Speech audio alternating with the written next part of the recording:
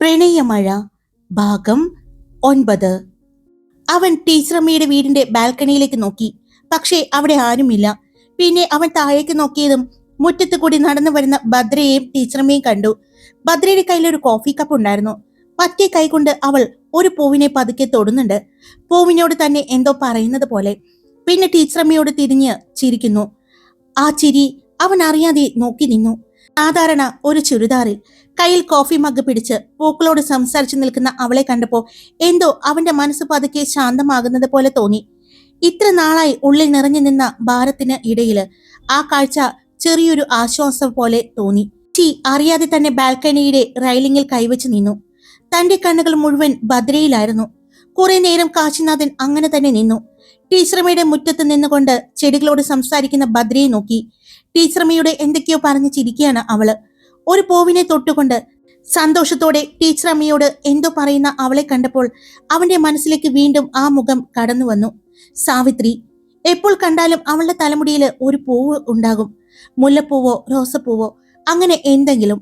ഭദ്രയുടെ ആ ചിരി, സംസാരിക്കുന്ന രീതി, കൈ ചലിപ്പിക്കുന്ന രീതി വരെ എന്തൊക്കെയോ ഭദ്രയിൽ സാവിത്രിയുടെ ചെറിയ ചെറിയ നിഴലുകൾ ഉണ്ടെന്നൊരു തോന്നൽ. അതുകൊണ്ട് തന്നെയായിരുന്നു അവൻ അത്രയും നേരം അവളെ നോക്കി നിന്നത്. അത് വെറും നോക്കലല്ലായിരുന്നു. അവളെ വായിക്കാൻ ശ്രമിക്കുന്നത് പോലെ, അവളുടെ ആ രൂപത്തിൽ, പ്രവൃത്തിയിൽ ആരെയോ തിരയുന്നത് പോലെ. ടീച്ചറമ്മയും ഭദ്രയും അകത്തേക്ക് കയറിപ്പോയതിനു ശേഷമാണ് കാശി പതുക്കെ റൂമിലേക്ക് തിരിഞ്ഞത്. അവിടെ ഭദ്ര റൂമിലേക്ക് കയറിയതും സംഗീതയെ വിളിച്ചു. ഡാ സംഗു, എഴുന്നേക്ക്, സമയം എത്രയെന്നറിയോ? ഭദ്രയുടെ വിളി കേട്ടതും അവൾ പുതപ്പ് വലിച്ചു മൂടി വീണ്ടും തിരിഞ്ഞു കിടന്നു. ഞാൻ കുളിച്ചിട്ട് വരുമ്പോഴേക്കും എഴുന്നേറ്റില്ലെങ്കിൽ തല വഴി വെള്ളം ഒഴിക്കൂട്ടോ, ഭദ്ര ചിരിച്ചുകൊണ്ട് പറഞ്ഞു. ടീച്ചറമ്മയോട് പുറത്തേക്ക് പോകാന്ന് പറഞ്ഞ് ഞാൻ സമ്മതം വാങ്ങിയിട്ടുണ്ട്. ഇനി ഇങ്ങനെ കിടക്കല്ലേ, കുറച്ചു നേരം കൂടി കിടക്കട്ടെ, സംഗീത കണ്ണ് തുറക്കാതെ പറഞ്ഞത് ഭദ്ര തല കുലുക്കി. ഇതിനോട് പറഞ്ഞിട്ട് ഒരു കാര്യമില്ല എന്ന് പറഞ്ഞ് അവൾ വാഷ്റൂമിലേക്ക് കയറി. കുറച്ചു നേരം കഴിഞ്ഞ് കുളച്ചിറങ്ങിയ ഭദ്ര വീണ്ടും സംഗീതയെ നോക്കി. തലയിണ കെട്ടിപ്പിടിച്ച് കുഞ്ഞുങ്ങളെ പോലെ ഉറങ്ങുകയാണ്. അത് കണ്ടപ്പോ അവൾക്ക് ചിരി വന്നു. പാവം, പതുക്കെ പറഞ്ഞുകൊണ്ട് അവൾ മുടി തോർത്താൻ തുടങ്ങി. നനഞ്ഞ മുടി തോളിലാകെ വീണ് കിടന്നിരുന്നു. അവൾ പതുക്കെ ബാൽക്കണിയിലേക്ക് നടന്നു. പുറത്തിപ്പോൾ മഴ പെയ്യാൻ പോകുന്നത് പോലെ, കൂടാതെ തണുപ്പും ഉണ്ടായിരുന്നു. ഭദ്ര ഓരോ ചെടികളും നോക്കി നിന്നു. പൊഴിഞ്ഞു വീണ പൂക്കൾ എടുത്തു മാറ്റി. അവിടെ ഒരു വശത്ത് മുല്ലച്ചെടിയിൽ നിറയെ പൂക്കൾ വിരിഞ്ഞു കിടക്കുന്നുണ്ടായിരുന്നു. അവൾ ചിരിച്ചുകൊണ്ട് 2-3 മുല്ലപ്പൂ എടുത്തു. നനഞ്ഞ മുടിയുടെ ഒരു വശത്തേക്ക് പതുക്കെ വെച്ചു. പിന്നെ മുടി വിരലുകൾ കൊണ്ട് കോർത്തിരുത്തിക്കൊണ്ട് തിരിഞ്ഞതും അവളുടെ കണ്ണുകൾ നേരെ പോയത് അപ്പുറത്തെ വീട്ടിലെ ബാൽക്കണിയിലേക്കായിരുന്നു. അവിടെ കാശിനാഥൻ നിൽക്കുന്നുണ്ടായിരുന്നു. അവളെ തന്നെ നോക്കി. ഒരു നിമിഷം ഭദ്രയുടെ ഹൃദയം ശക്തമായി മിടിച്ചു. അവൻ എത്ര നേരമായി തന്നെ നോക്കി നിൽക്കുകയാണ് എന്ന് അവൾക്കറിയില്ലായിരുന്നു. പക്ഷെ ആ നോട്ടം കണ്ടപ്പോൾ അവൾക്ക് വല്ലാത്തൊരു ഭയം തോന്നി. അറിയാതെ അവളുടെ വിരലുകൾ വിറച്ചു. മുഖത്ത് ഒരു ചിരി വരുത്താൻ ശ്രമിച്ചു. പക്ഷെ അത് സ്വാഭാവികമായ ചിരി അല്ലായിരുന്നു. പേടികൊണ്ട് വലിഞ്ഞു പോയ പോലെ ഒരു ചെറിയ ചിരി. അടുത്ത നിമിഷം തന്നെ അവൾ വേഗം അകത്തേക്ക് കയറി. കാശി അവളെ നോക്കി നിന്നു. അവൾ പേടിച്ചു എന്ന് അവന് മനസ്സിലായിരുന്നു. അവളുടെ കണ്ണുകളിൽ അത് വ്യക്തമായി കണ്ടു. അന്നത്തെ സംഭവത്തിന് ശേഷം അവൾ തന്റെ മുന്നിൽ വരുമ്പോൾ പേടിയോട് കൂടിയാണ് വരാറ് എന്ന് അവൻ ഓർത്തു. അവനൊന്ന് കണ്ണടച്ചു. പിന്നെ കയ്യിലെ വാച്ചിലേക്ക് സമയം നോക്കി. ഇവളിന്ന് ഹോസ്പിറ്റലിലേക്ക് പോകുന്നില്ലേ? അവൻ സ്വയം ചോദിച്ചു. അവൻ ബാൽക്കണിയിലേക്ക് വന്നത് പോലും യാദൃച്ഛികമായിരുന്നു. ഒരു ഫോൺ കോൾ വന്നതുകൊണ്ട് സംസാരിച്ചുകൊണ്ട് പുറത്തേക്ക് വന്നതാണ്. അപ്പോഴാണ് നനഞ്ഞ മുടി തുടച്ചുകൊണ്ട് നിൽക്കുന്ന അവളെ കണ്ടത്. പിന്നെ മുടിയിടുക്കിലേക്ക് മുല്ലപ്പൂ വെച്ചുകൊണ്ട് നിന്ന ഭദ്രയെ അവൻ നോക്കി നിന്നത്. അതിനുശേഷം അവൻ തിരിഞ്ഞു പോകാൻ പോലും മറന്നുപോയിരുന്നു. കുറെ നേരം അങ്ങനെ തന്നെ നോക്കി നിന്നു. അവൾ റൂമിലേക്ക് കയറിയതും അവനും അകത്തേക്ക് നടന്നു. ടേബിളിലെ ലാപ്ടോപ്പ് ബാഗ് എടുത്ത് താഴേക്കിറങ്ങി. കാറിൽ കയറിയപ്പോഴും അവന്റെ കണ്ണുകൾ ഒരു നിമിഷം ആ വീട്ടുമുറ്റത്തേക്ക് നീങ്ങി. പക്ഷെ അവിടെ ആരുമില്ലായിരുന്നു. കാശി പതുക്കെ കാറ് സ്റ്റാർട്ട് ചെയ്തു. കാർ ഗേറ്റിലൂടെ പുറത്തേക്ക് പോയി. ഭദ്ര റൂമിലേക്ക് കയറിയപ്പോഴും സംഗീത വീണ്ടും പുതപ്പിനുള്ളിൽ കയറി കിടക്കുകയായിരുന്നു. എണീക്കടി, സമയം എത്രയെന്നറിയോ? ഭദ്ര അവളുടെ കയ്യിൽ പിടിച്ചു വലിച്ചതും അയ്യോ, മനുഷ്യനെ ഉറങ്ങാനും സമ്മതിക്കില്ല എന്ന് ചിണുങ്ങിക്കൊണ്ട് സംഗീത എഴുന്നേറ്റിരുന്നു. വേഗം ഫ്രഷ് ആയിട്ട് വാ, പുറത്തേക്ക് പോകാന്ന് ടീച്ചർമ്മയോട് പറഞ്ഞിട്ടുണ്ട്. ഷോപ്പിംഗ് ആണോ? അത് കേട്ടതും സംഗീത ഉറക്കം പാതി പോയിരുന്നു. ഭദ്ര ചിരിച്ചു. അതെ, നിനക്ക് ഫോൺ എടുക്കണമെന്ന് പറഞ്ഞില്ലേ? ആ അതെ, അപ്പൊ ഞാൻ ഇപ്പൊ വരാം എന്ന് പറഞ്ഞ് സംഗീത വേഗം വാഷ്റൂമിലേക്ക് ഓടി. ഭദ്ര അവളെ നോക്കി ചിരിക്കുകയായിരുന്നു. കുറച്ചു നേരം കഴിഞ്ഞ് രണ്ടുപേരും താഴേക്ക് ഇറങ്ങി. അവരെ കാത്ത് ടീച്ചറമ്മ ഡൈനിങ് ടേബിളിനരികെ ഇരിക്കുകയായിരുന്നു. ആഹാ, രാജകുമാരി എഴുന്നേറ്റോ? ടീച്ചറമ്മ സംഗീതയെ കളിയാക്കി. സംഗീത കസേര വലിച്ചിട്ടിരുന്നു. എന്റെ ടീച്ചറമ്മേ, ഇവൾക്ക് നേരത്തെ എഴുന്നേറ്റ് സൂര്യനെ വിളിച്ച് എഴുന്നേൽപ്പിക്കണം എല്ലാ ദിവസവും. അതുകൊണ്ട് സൂര്യൻ ഉദിക്കുന്നതിന് മുമ്പേ ഇവൾ എഴുന്നേക്കും. പക്ഷേ എനിക്ക് അതിന്റെ ആവശ്യമില്ലല്ലോ, ഞാനൊരു പാവം പെങ്കൊച്ചല്ലേ. അത് കേട്ട് ഭദ്ര അവളെ കണ്ണുരുട്ടി നോക്കി. 3 പേരും ഒരുമിച്ച് ബ്രേക്ക്ഫാസ്റ്റ് കഴിച്ചു. ഭക്ഷണം കഴിക്കുന്നതിന്റെ ഇടയിലാണ് സംഗീത വീണ്ടും പറഞ്ഞത്, ടീച്ചറമ്മേ, ഇന്ന് നമുക്ക് മാളിലേക്കൊന്ന് പോണം. കുറച്ച് ഷോപ്പിംഗ് ഉണ്ടേ. പിന്നെ എന്റെ ഫോൺ ചെറിയൊരു കംപ്ലൈന്റ് ഉണ്ട്. പറ്റുമെങ്കിൽ പുതിയൊരു ഫോൺ എടുക്കണം. അപ്പൊ പോകാലോ? അവൾ ചോദിച്ചതും ടീച്ചറമ്മ, എനിക്കും ഷോപ്പിലേക്ക് പോകാനുണ്ട്. കുറച്ച് ചെക്ക് സൈൻ ചെയ്യാനുണ്ട്. സ്റ്റോക്ക് ചെക്കിങ്ങിന്റെ കാര്യമുണ്ട്. അങ്ങനെ വേഗം റെഡിയായി അവർ ഇറങ്ങി. ശാന്ത ചേച്ചിയെ വിളിച്ചു. പക്ഷേ നിങ്ങൾ പോയിട്ട് വരൂ, ഞാൻ ഇവിടെ നോക്കിക്കൊള്ളാം എന്ന് പറഞ്ഞ് ശാന്ത ചേച്ചി ഒഴിവായി. കാറിന്റെ കീ എടുത്തത് സംഗീതയായിരുന്നു. ഇന്ന് ഞാൻ ഡ്രൈവ് ചെയ്യും എന്ന് പറഞ്ഞ് അവൾ ഡ്രൈവിംഗ് സീറ്റിലേക്ക് കയറി. ടീച്ചറമ്മയും ഭദ്രയും ചിരിച്ചുകൊണ്ട് കാറിൽ കയറി. ആദ്യം പോയത് രൂപേഷ് വിവാഹം കഴിക്കാൻ പോകുന്ന പെൺകുട്ടിയായ പ്രിയയുടെ വീട്ടിലേക്കായിരുന്നു. പ്രിയയുടെ അച്ഛമ്മ വയ്യാതിരിക്കുകയാണ് എന്നറിഞ്ഞത് കൊണ്ട് പോയതാണ് ടീച്ചറമ്മ. പിന്നെ പ്രിയയും വന്നിട്ടുണ്ട്. 2 ദിവസമായി. പ്രിയയെക്കുറിച്ച് ഭദ്രയ്ക്ക് അറിയാമായിരുന്നു. നേരിട്ട് കണ്ടിട്ടില്ലെങ്കിലും ടീച്ചറമ്മ ഫോണിൽ സംസാരിക്കുമ്പോൾ ഒരിക്കൽ അവളും സംസാരിച്ചിട്ടുണ്ട്. രൂപേഷ് ഭദ്രയെക്കുറിച്ച് പറഞ്ഞിരിക്കുന്നത് കൊണ്ട് തന്നെ പ്രിയയ്ക്കും ഭദ്രയെ ഇഷ്ടമായിരുന്നു. പ്രിയയുടെ വീട്ടിലെത്തിയപ്പോൾ അവൾ വളരെ സ്നേഹത്തോടെ തന്നെയായിരുന്നു സ്വീകരിച്ചത്. പെട്ടെന്ന് തന്നെ സംഗീതയും ഭദ്രയും അവളുമായി കൂട്ടായി.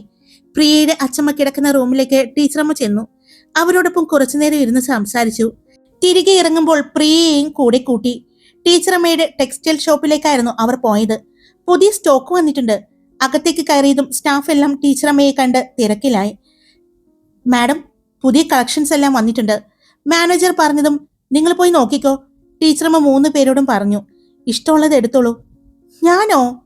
ഞാൻ സീരിയസ് ആയിട്ട് എടുക്കേ, സംഗീത പറഞ്ഞതും നീ എടുത്തോ കൊച്ചേ, ടീച്ചറമ്മ പറഞ്ഞു. അവിടെ വന്ന പുതിയ കളക്ഷൻസ് എല്ലാം നോക്കിക്കൊണ്ട് അവർ 3 പേരും നടന്നു. സംഗീത 2 ഡ്രസ്സ് എടുത്തു. പ്രിയയും 2 എണ്ണം സെലക്ട് ചെയ്തു. പക്ഷെ ഭദ്ര മാത്രം ഒന്നും എടുക്കാതെ നിന്നു. അത് കണ്ടുകൊണ്ടിരുന്ന ടീച്ചർ അവളെ നോക്കി. മോളെ, നീ ഒന്നും എടുക്കുന്നില്ലേ? കഴിഞ്ഞ ദിവസം എടുത്തതല്ല അമ്മേ, എനിക്കത് മതി, ഭദ്ര ചിരിച്ചുകൊണ്ട് പറഞ്ഞു. ഒരുപാട് നിർബന്ധിച്ചിട്ടും അവൾ സമ്മതിച്ചില്ല. അവസാനം ടീച്ചറമ്മ കൈവിട്ടു. ഈ പെണ്ണിനെ കൊണ്ട് തോറ്റു, ടീച്ചറമ്മ പറഞ്ഞു. അവിടെ നിന്നും ഇറങ്ങിയ ശേഷം ടീച്ചറമ്മയ്ക്ക് ഗ്രോസറി ഷോപ്പിലും പോകാനുണ്ടായിരുന്നു. അതിനായി അവർ വീണ്ടും തിരിഞ്ഞു. അതെല്ലാം കഴിഞ്ഞ് അവർ നേരെ ഭക്ഷണം കഴിക്കാനായിട്ട് മാളിലേക്ക് പോയി. അതേസമയം ഹോസ്പിറ്റലില് കാശിനാഥൻ ഇന്ന് ലീവാണെന്ന് അറിഞ്ഞിരുന്നു. അവൾ ഇല്ലാത്തത് കൊണ്ട് എന്തോ അവനൊരു ആശ്വാസം തോന്നി. മനസ്സൽപ്പം റിലാക്സ് ആയതുപോലെ. അന്ന് അവൻ വളരെ ശാന്തമായിട്ടായിരുന്നു ജോലി ചെയ്തത്. അതിനിടയിലാണ് ഷാരോൺ അവനെ കാണാൻ വന്നത്. അവൻ നല്ല തിരക്കിലായിരുന്നു. പേഷ്യൻസ് എല്ലാം പോയതിനു ശേഷം ഉച്ചയോടെയാണ് കാശിയുടെ ക്യാബിനിലേക്ക് ഷാരോൺ വന്നത്. അവനോടൊപ്പം ഇരുന്ന് സംസാരിച്ചു. അവളോട് ശാന്തമായി സംസാരിക്കുന്ന കാശിയെ നോക്കിക്കൊണ്ടിരുന്നപ്പോൾ ഷാരോണിനും ഒരു ആശ്വാസം തോന്നി. ഇന്ന് അവനിൽ പഴയ കാശിയെ തന്നെയാണ് അവൾ കണ്ടത്. കാശി, ഷാരോൺ പതുക്കെ വിളിച്ചു. നമുക്ക് പുറത്തു പോയി ലഞ്ച് കഴിച്ചാലോ? എനിക്ക് കുറച്ച് ഷോപ്പിംഗ് ഉണ്ട്. ഷോപ്പിംഗ് മാളിലേക്ക് പോകണം. നീ കൂടി വാ, ഷാരോൺ പറഞ്ഞു. ആദ്യം കാശി ഇല്ലെന്ന് പറഞ്ഞെങ്കിലും ഷാരോൺ വിട്ടില്ല. കുറെ നാളായി നീ പുറത്തേക്ക് ഇറങ്ങിയിട്ട്. വാ കാശി. അവളെ നിർബന്ധം സഹിക്കാനാവാതെ അവസാനം കാശി സമ്മതിച്ചു. 2 പേരും ഹോസ്പിറ്റലിൽ നിന്നും ഇറങ്ങി. കാറിൽ കയറുന്നതിന് മുമ്പ് ഷാരോൺ രൂപേഷിനെ വിളിച്ചു. ഇന്ന് അവനെ കണ്ടപ്പോ വലിയ പ്രശ്നങ്ങളൊന്നും തോന്നിയില്ല. കുറച്ച് റിലാക്സായി സംസാരിക്കുന്നുണ്ട്, അവൾ പറഞ്ഞു. അത് കേട്ടപ്പോൾ രൂപേഷിനും ആശ്വാസമായി. ഞാൻ നാളെ തന്നെ എത്തും, രൂപേഷ് പറഞ്ഞു. നീയുണ്ടെങ്കിൽ നമുക്ക് അവനെ കുറച്ചുകൂടി ശ്രദ്ധിക്കാം. പക്ഷേ ഇന്ന് സംസാരിക്കുമ്പോൾ എന്തൊക്കെയോ മാറ്റങ്ങൾ അവന് തോന്നി. പക്ഷെ അത് എന്താണെന്ന് എനിക്ക് പിടികിട്ടിയില്ല, ഷാരോൺ പറഞ്ഞു. ടീച്ചറമ്മയും ഭദ്രയും പ്രിയയും സംഗീതയും ഫുഡ് കോർട്ടിലേക്ക് ചെന്നു. എല്ലാവരും അവരവർക്ക് ഇഷ്ടമുള്ള ഭക്ഷണങ്ങൾ പറഞ്ഞ് ഓർഡർ ചെയ്തു. ഭക്ഷണം വരാൻ വെയിറ്റ് ചെയ്യുകയായിരുന്നു. ആ സമയം 4 പേരും ചിരിയും തമാശകളുമായിട്ട് ഇരിക്കുമ്പോഴാണ് ടീച്ചറമ്മയുടെ കണ്ണില് കാശിനാഥനെ കാണുന്നത്. കൂടെ ഷാരോണിനെയും. കാശി, ടീച്ചറമ്മ അവരെ കണ്ടതും വിളിച്ചു. ശബ്ദം കേട്ട് 2 പേരും തിരിഞ്ഞു നോക്കിയപ്പോഴാണ് ടീച്ചറമ്മയെ കാണുന്നത്. പെട്ടെന്ന് കാശിയുടെ കണ്ണുകൾ ടീച്ചറമ്മയുടെ തൊട്ടടുത്തിരിക്കുന്ന ഭദ്രയിലേക്ക് പോയി. ഇങ്ങോട്ട് വാ, ടീച്ചറമ്മ വിളിച്ചതും മനസ്സില്ലാ മനസ്സോടെ കാശി പുഞ്ചിരിയോടെ ഷാരോണും ടീച്ചറമ്മയുടെ അടുത്തേക്ക് ചെന്നു. നിങ്ങൾ ഭക്ഷണം കഴിക്കാൻ വേണ്ടി വന്നതാണോ? ടീച്ചർ ചോദിച്ചതും ഷാരോൺ അതെ എന്ന് പറഞ്ഞു. എന്നാ ഇവിടെ ഇരിക്കെ, ടീച്ചർ അടുത്തുള്ള 2 ചെയർ കാണിച്ചുകൊണ്ട് പറഞ്ഞു. വേണ്ട, കാശി എന്തോ പറയാൻ വന്നതും ഇരിക്കെ കാശി എന്ന് ടീച്ചർ അല്പം നിർബന്ധം പോലെ പറഞ്ഞതും കാശി ടീച്ചറമ്മയുടെ അടുത്തിരുന്നു. അപ്പോഴാണ് ഷാരോൺ പ്രിയയെ കാണുന്നത്. രൂപേഷിന്റെ പെണ്ണാണ് പ്രിയ എന്ന് അറിയാവുന്നത് കൊണ്ട് അവർക്ക് നേരത്തെ പരിചയമുള്ളത് കൊണ്ടും ഷാരോൺ പ്രിയയുമായി സംസാരിച്ചു. അപ്പോൾ തന്നെ ഷാരോൺ കാശിക്കും ഷാരോണിനും ഉള്ള ഫുഡ് കൂടി പറഞ്ഞു. ഭദ്ര കാശിയെ കണ്ടതും പിന്നെ സംസാരിക്കേണ്ടയായി. എന്തിന് മുഖമുയർത്തി ഒന്ന് നോക്കുകൂടി ചെയ്യാതെ അവൾ ഇരുന്നു. ബാക്കിയുള്ളവരുടെ സംസാരം കേൾക്കുന്നുണ്ടെങ്കിലും കാശിയുടെ മനസ്സ് അസ്വസ്ഥമായിരുന്നു. ടീച്ചർമ്മയുടെ നിർബന്ധം കൊണ്ടാണ് അവൻ അവിടെ ഇരുന്നത്. ഭദ്രയുടെ നേരെ നോക്കാതിരിക്കാൻ അവൻ ശ്രമിച്ചെങ്കിലും അവൾ അടുത്തിരിക്കുമ്പോൾ അവന് അതൊന്നും പറ്റുന്നില്ലായിരുന്നു. അവൾ ഭക്ഷണം കഴിക്കുന്നത് വരെ അവൻ ശ്രദ്ധിച്ചു. വളരെ കുറച്ചെടുത്ത് പതിയെ ആസ്വദിച്ചാണ് അവൾ കഴിക്കുന്നത്. ഈ പൂച്ചക്കുഞ്ഞ് തിന്നുന്നത് പോലെയാണല്ലോ, അവൻ അറിയാതെ മനസ്സിൽ പറഞ്ഞു. ടീച്ചറമ്മ അവൾക്ക് ഇടയ്ക്ക് എടുത്ത് കൊടുക്കുന്നുമുണ്ട്. അവൾ ഇടയ്ക്ക് മുടി ചെവിയിലെ പിന്നിലേക്ക് ഒതുക്കുന്നതും ചിരിക്കാൻ വരുമ്പോൾ കണ്ണുകൾ ചെറുതായി അടയുന്നതും സംസാരിക്കുമ്പോൾ കൈകൾ കൊണ്ട് എന്തൊക്കെയോ കാണിക്കുന്നതും അവൻ എല്ലാം ശ്രദ്ധിച്ചു. പക്ഷെ ഒരു നോക്ക് പോലും നേരെ അവളിലേക്ക് പോയില്ല. അത് തന്നെയായിരുന്നു ഭദ്രയ്ക്കും. കാശി അടുത്തിരുന്നിട്ടും അവന്റെ മുഖത്തേക്ക് നോക്കാൻ പോലും അവൾക്ക് ധൈര്യമുണ്ടായിരുന്നില്ല. ഐസ്ക്രീമും കഴിച്ചു കഴിഞ്ഞതും എല്ലാവരും എഴുന്നേറ്റു. ഇനി ഷോപ്പിംഗ്, സംഗീത ആവേശത്തോടെ പറഞ്ഞു. അയ്യോ, ഇവരുടെ കൂടെ ഷോപ്പിങ്ങിന് കയറിയ ഇന്ന് വീട്ടിലെത്താൻ പറ്റുമോ എന്തോ, ടീച്ചറമ്മ ചിരിച്ചു. അപ്പോ ഞാൻ പോവട്ടെ, കാശി പെട്ടെന്ന് പറഞ്ഞു. കാശി, ടീച്ചറമ്മ അല്പം കടുപ്പത്തിൽ വിളിച്ചു. അവൻ തിരിഞ്ഞു നോക്കി. ഇവരുടെ കൂട്ടത്തില് എന്നെ ഒറ്റയ്ക്ക് ആക്കല്ലേടാ, നീ കൂടി വാ, ഇവർക്ക് ഇഷ്ടമുള്ളത് എടുക്കട്ടെ, നമുക്ക് പിന്നാലെ കാഴ്ചകൾ കണ്ട് നടക്കാം. കാശി എന്തോ പറയാൻ പോയെങ്കിലും അവസാനം ഒന്നും പറഞ്ഞില്ല. അങ്ങനെ എല്ലാവരും കൂടി മാളിന്റെ അകത്തേക്ക് നടന്നു. മുന്നിൽ സംഗീതയും പ്രിയയും ഷാരോണും ഭദ്രയും സംസാരിച്ചുകൊണ്ട് നടക്കുന്നു. അവരുടെ പിന്നിലായിട്ട് കാശിയും ടീച്ചറമ്മയും നടക്കുന്നത്. ടീച്ചറമ്മ എന്തൊക്കെയോ സംസാരിച്ചു കൊണ്ടിരിക്കുന്നുണ്ടെങ്കിലും അവന്റെ ശ്രദ്ധ മുഴുവൻ മുന്നിൽ നടക്കുന്ന ഭദ്രയിലായിരുന്നു. അവൾ നടക്കുമ്പോൾ പിന്നിയിട്ട മുടി താളത്തിനൊത്ത് ഇളകുന്നത് കണ്ടപ്പോ അവൻ അറിയാതെ നോക്കി നിന്നു. ആ മുടിക്ക് ഒരു പ്രത്യേക ഭംഗിയുണ്ടായിരുന്നു. പെട്ടെന്ന് അവൾ ആ മുടിയെടുത്ത് മുന്നിലേക്കിട്ടു. അന്നേരം തന്നെയാണ് കാശിയുടെ കണ്ണുകൾ അവളുടെ ബ്ലൗസിലേക്ക് പോയത്. ഒരു നിമിഷം അവൻ അമ്പരന്നു. ബാക്ക് ഓപ്പൺ ബ്ലൗസിന്റെ മുകളിലെ ഹുക്ക് വിട്ടുകിടക്കുകയായിരുന്നു. അവൻ പെട്ടെന്ന് മുഖം മാറ്റി. ഛേ, അവൻ സ്വയം അസ്വസ്ഥമായി. ഇതെങ്ങനെ അവളോട് പറയും? പറയണം, പക്ഷെ എങ്ങനെ? ഇത്രയും ആളുകൾക്കിടയിൽ അത് അഴിഞ്ഞാൽ അവൾക്ക് എത്ര നാണക്കേട് തോന്നും എന്ന് അവന് മനസ്സിലായി. അവൻ മിണ്ടാതെ നിന്നു. പക്ഷേ അവൾ വീണ്ടും മുടി പിന്നിലേക്കിട്ടപ്പോൾ ആ തുറന്ന ഭാഗം വീണ്ടും വ്യക്തമായി കാണാൻ സാധിച്ചു. കാശിയുടെ ഉള്ളില് അസ്വസ്ഥത കൂടി. അപ്പോഴേക്കും ടീച്ചറമ്മയ്ക്ക് ഒരു ഫോൺ വന്നു. അവർ അല്പം മാറി നിന്ന് സംസാരിച്ചു. സംഗീതയും പ്രിയയും എന്തോ നോക്കിക്കൊണ്ട് ഹൈപ്പർ മാർക്കറ്റിനുള്ളിലേക്ക് പോയി. ഷാരോൺ അവരുടെ പിന്നാലെ. ഭദ്ര മാത്രം ടീച്ചറമ്മയെ നോക്കി നിന്നു. അന്നേരം കാശി അവളുടെ മുന്നിലേക്ക് ചെന്ന് നിന്നു. ഭദ്ര, അവൾ പെട്ടെന്ന് തല ഉയർത്തി നോക്കി. അവന്റെ ശബ്ദത്തിൽ എന്തോ ഗൗരവം ഉണ്ടായിരുന്നു. അവൾ ഭയത്തോടെ തന്നെ അവനെ നോക്കി. തന്റെ ബ്ലൗസിന്റെ ഹുക്ക് വിട്ടുകിടക്കുന്നു. അവൻ വളരെ പതുക്കെ പറഞ്ഞു. ഒരു നിമിഷം ഭദ്രയുടെ മുഖം ചുവന്നു. അവൾ ഞെട്ടലോടെ സാരിയുടെ മുന്താണി പിന്നിലേക്ക് വലിച്ചു മറച്ചു. അവിടെ വാഷ്റൂം ഉണ്ട്, പോയിടൂ, കാശി പറഞ്ഞു. ഭദ്ര ഉടനെ സംഗീതയെ തിരഞ്ഞു നോക്കി. അവളെ അവിടെയെങ്ങും കാണുന്നില്ല. ഹൈപ്പർ മാർക്കറ്റിന്റെ ഉള്ളിലേക്ക് പോയതാണ്. അവിടെ നല്ല തിരക്കാണ്. അതിനിടയിൽ അവളെ അവൾക്ക് കാണാൻ സാധിച്ചില്ല. കാശിക്ക് ആ നിൽപ്പ് ഇഷ്ടപ്പെടാത്തതുപോലെ അവളെ നോക്കി.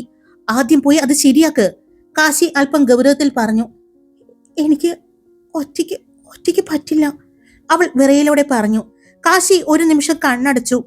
ഒറ്റയ്ക്ക് പറ്റില്ലെങ്കിൽ പിന്നെ എന്തിനാ ഇങ്ങനെ ഇതൊക്കെ ഇട്ടു നടക്കുന്നത്? അവന്റെ ശബ്ദത്തിൽ ദേഷ്യത്തെക്കാൾ അസ്വസ്ഥതയായിരുന്നു. ഭദ്രയുടെ കണ്ണുകൾ പെട്ടെന്ന് നിറഞ്ഞു. അത് കണ്ടതും കാശിയുടെ മുഖം മാറി. അവൻ ദീർഘമായി ശ്വാസം വിട്ടു. വാ, അത്രമാത്രം പറഞ്ഞ് മുന്നോട്ട് നടന്നു. ഭദ്ര അല്പം മടിച്ചെങ്കിലും അവന്റെ പിന്നാലെ പോയി. വാഷ്റൂമിന്റെ അടുത്തെത്തിയപ്പോൾ അവൻ ചുറ്റും നോക്കി. ആ ഭാഗത്ത് ആരുമില്ലായിരുന്നു. തിരിഞ്ഞു നിൽക്ക്, അവൻ പതുക്കെ പറഞ്ഞു. എന്താ? ഭദ്ര ചോദിച്ചു. തിരിഞ്ഞു നിൽക്കാൻ, അവൻ അല്പം ദേഷ്യത്തിൽ പറഞ്ഞു. ഭദ്രയുടെ കൈകൾ വിറയ്ക്കുന്നുണ്ടായിരുന്നു. അവൾ സാരിയുടെ മുന്താണി പിടിച്ചുകൊണ്ട് നിന്നു. കാശി കൈ നീട്ടി ആ മുന്താണി അല്പം താഴേക്ക് മാറ്റി. അവന്റെ വിരലുകൾ വിറയ്ക്കുന്നുണ്ടായിരുന്നു. അവളുടെ വെളുത്ത പുറം, നനുത്ത പിൻകഴുത്ത്, ചെറിയ സ്വർണ്ണ രോമങ്ങൾ, അവിടെ വിയർപ്പ് തുള്ളികൾ പൊടിഞ്ഞു നിൽക്കുന്നു. അതിനരികിൽ കറുത്ത കുഞ്ഞു മറുക്. അവന്റെ കണ്ണുകൾ ഒരു നിമിഷം അവിടെ വളരെ ചെറുതായിരുന്നെങ്കിലും അത് കാണാൻ എന്തോ അസാധാരണമായ ഭംഗിയുണ്ടായിരുന്നു. അവൻ പെട്ടെന്ന് കണ്ണുകൾ അടച്ചു. കോശി, എന്താ നീ ചെയ്യുന്നത്? അവന്റെ മനസ്സ് അവനെ തന്നെ ചോദ്യം ചെയ്തു. അവൻ വേഗം നോട്ടം മാറ്റി. പിന്നെ വളരെ സൂക്ഷിച്ചാണ് ആ ഹുക്ക് പിടിച്ചത്. അവന്റെ വിരലുകൾ അവളുടെ നഗ്നമായ പിൻകഴുത്തിൽ ചെറുതായി തട്ടിപ്പോയി. ഭദ്രയുടെ ശരീരം ഒന്ന് വിറച്ചു. ആ വിറയൽ അവന്റെ വിരലുകളിലും അറിഞ്ഞു. കാശിയുടെ ശ്വാസം കനത്തു. ഭദ്ര കണ്ണുകൾ മുറുക്കി അടച്ചു നിന്നു. പിന്നെ അവൻ പതുക്കെ ആ ഹുക്ക് ഇട്ടു. ആയി. അവന്റെ ശബ്ദം വളരെ താഴ്ന്നതായിരുന്നു. ഭദ്ര വേഗം മുന്താണി ശരിയാക്കി. അവൾക്ക് ഇപ്പോഴും അവന്റെ മുഖത്ത് നോക്കാൻ കഴിഞ്ഞില്ല. കാശിയും അവളെ നോക്കിയില്ല. പക്ഷേ അവരുടെ ഹൃദയമിടിപ്പുകൾ രണ്ടുപേരും വ്യക്തമായി കേൾക്കുന്നുണ്ടായിരുന്നു. ഹായ്, അപ്പോൾ എല്ലാവരും സുഖമായിട്ടിരിക്കുന്നോ? ഞാൻ സ്റ്റോറി ഇട്ടിട്ടുണ്ട്. അടുത്ത സ്റ്റോറി ഉടനെ വരും. അപ്പോൾ ഇഷ്ടപ്പെട്ട ലൈക്ക് ചെയ്യാനും ഹൈപ്പ് ചെയ്യാനും പ്രത്യേകമായിട്ട് പറയാണ്. സബ്സ്ക്രൈബ് ചെയ്യാനും നിങ്ങളുടെ അഭിപ്രായങ്ങൾ കമന്റ് ചെയ്യാനും മറക്കല്ലേട്ടോ. അപ്പോൾ അടുത്ത സ്റ്റോറിയുമായിട്ട് കാണാം. ബൈ. Love you all.